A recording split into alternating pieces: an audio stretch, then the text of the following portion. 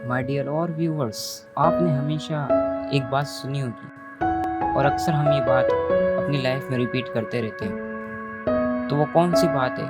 Who is the word? The word is I have no time.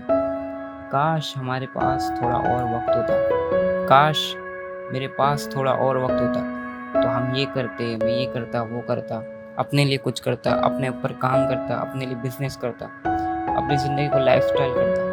अगर फ़र्ज़ करें हमें या आपको 26 घंटे दिन में दे दिए जाएँ तो बताएं हम क्या कर लेंगे?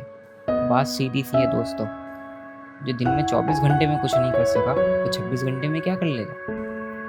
असल में हमारे पास फ़ज़ूल बातों के लिए टाइम है, फ़ज़ूल कामों के लिए टाइम है, हर अनप्रोडक्टिव एक्टिविटी करने के लिए हमारे पास टाइम है। मगर टाइम नहीं है तो नमाज़ के लिए, टाइम नहीं है तो पढ़ने के लिए, टाइम नहीं है तो अपने ऊपर काम करने के लिए।